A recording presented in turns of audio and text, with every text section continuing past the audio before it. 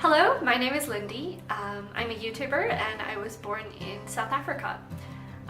When I was a few years old, maybe 2 years old, my family and I moved to Paris, France for 9 months. After that, we relocated to Pakistan for 3.5 years until 9/11, which was when we had to evacuate the country.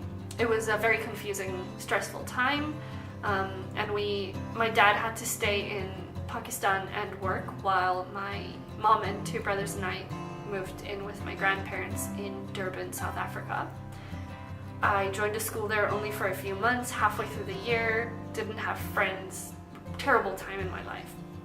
Then when my dad came back, we were in Pretoria for a few years, and then we got sent to Dubai for 5 years, which was what I consider where my formative years were.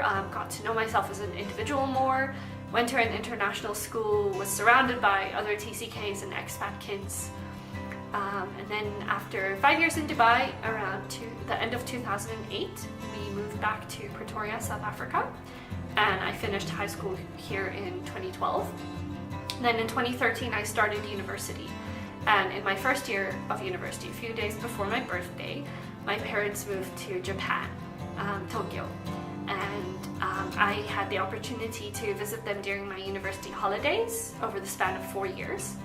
So if you add it all together, I spent 1 year in Japan on and off, which had a huge impact on my life. I did my design internships at Japanese companies there, and that really just opened my mind to graphic design in Asia, and one spurred me on to want to work in Asia as well. So I'm actually moving to Singapore in 2 weeks' time. The concept of home is very difficult for me to define, and I jump back between thinking like home is where my family is, or home is where I am right now. But all in all, I believe that home is where God has me at this moment. I'm a Christian, so I fully believe that God puts me in a place for a reason, and I'm in South Africa, even if it's just for 2 more weeks, for a reason. And next, Singapore will be my home because that's where God wants me to be, and we'll see what's in store for me. The biggest challenge of being a TCK is not for me having to move around and uproot and lose your friends and have to contact them online. That's part of how I grew up. That's pretty normal for me. I'm used to it. The hardest part of being a TCK is reverse culture shock. When you come back to the country of your birth and you don't understand the humor, you struggle to fit in with a culture, you weren't raised here, and your worldview is different, your experiences are different. It's so hard to meet people in South Africa who have grown up like me in different countries and have different just ways of thinking.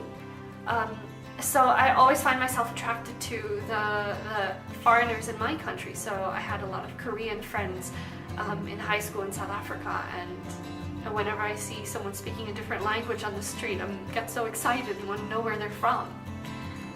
So yeah, reverse culture shock, if that's a thing, that's something I really struggle with. I find it a lot easier to fit into people who are not from my culture of birth, if that makes sense. So yeah, that's a quick summary of my story. If you're interested in more, I do have a video on my YouTube channel. Just type in Lindie and I have a TCK story up there. I'm also not quite sure how I discovered the term TCK. I think I've always just grown up with the concept of being an expat, and maybe after some Google searches or finding people online, I discovered that there is something called a third culture kid. And I think I was in Japan with my mom and we were watching a documentary about hafu, so half Japanese, half any other nationality people, and I was like, wow, I relate to these people so much. And my mom's like, yeah, it's, because you're a third culture kid, you grew up outside your own culture. So maybe that documentary also helped me sort of reframe where I come from or what I am as a TCK.